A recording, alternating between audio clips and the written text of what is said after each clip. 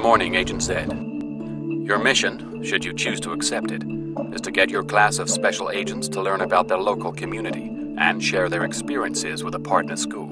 We did a project whereby for 8 weeks the teachers taught as if we were secret agents. It allowed us and a partner school several miles away to link together on a cross-curricular topic, making a virtual guide to this region. And we used the learning platform as a vehicle of communicating between the two schools.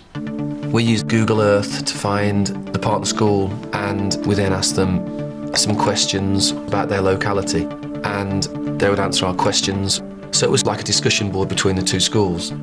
We then went on to some surveys, and children went online, answered the survey. These were produced in a graphical form, so we could do some maths.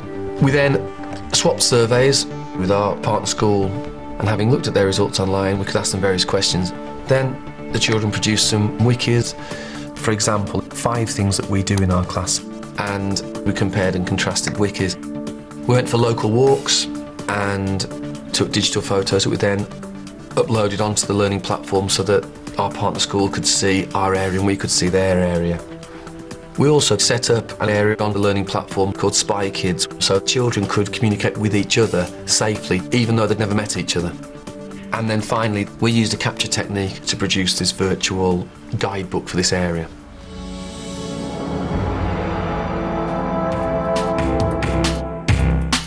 Okay, synchronize your watches. The children loved this project and they really worked hard at it.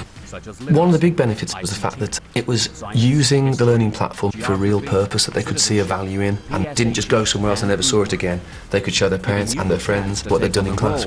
Of Agent Z. It was like probably the best lesson we had all week. We were all enjoying it, and we find it more fun because you can interact with other people and make new friends.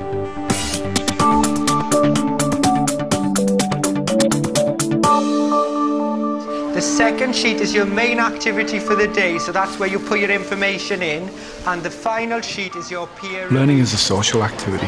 Sometimes the best lessons in class is when students learn off each other, not just off the teacher. Using the learning platform to collaborate is quite exciting. Students like doing that.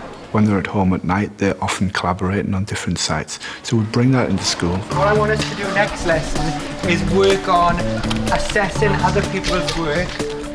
The collaborative software that we have allows our students to research the internet, to communicate with peers, and for everyone to see in a group what's going on at once.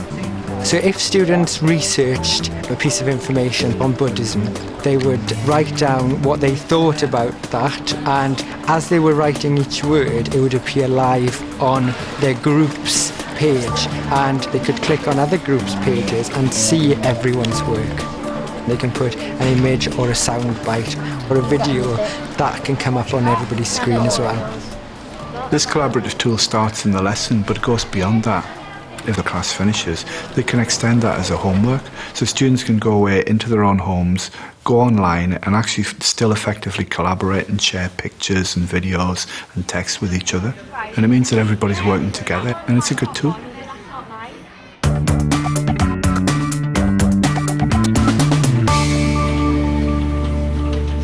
One of the really interesting angles about the learning platform is how we can work together across schools, which is something we couldn't do before. We introduced it by inviting a local poet in, and she talked to the students about how to write a good poem. And we videoed it. And we thought if we put that up on the learning platform, other students could share that experience. Shake the kaleidoscope. The pattern changes. Bright colours overlap in endless ranges.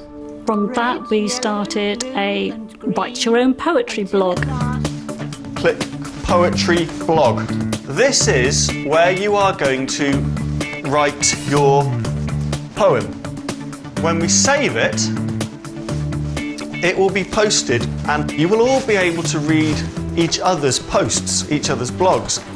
I like publishing our poems because it's not just your English teacher looking at it, it's everybody, and you can see what you can improve. If you see other people's work, then you can think, oh, that's a good idea, I might put that into my next poem. If we start using blogs, the audience becomes a lot wider and they have to think about who's going to read this. Think about the types of comments we could make on the blog, and I want you to think about making your comments as constructive as possible. When the children write their blogs, I would expect the same high quality as in their literacy lesson.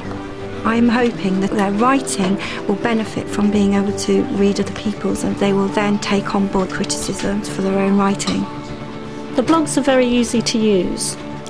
You can read the poems online and add your own comment, or you can post a brand new poem. And Pat can also comment on their poems. I do try to give them some guidance about how they can improve their poems in future. I could do it from home. So the learning platform breaks down barriers in a physical sense as well as in a less material sense. For the future, we want to bring on more collaborative learning across the learning platform. Really, the learning platform is limited to your own imagination, and we're only touching a tiny little bit of it. We've got so much more that we can do.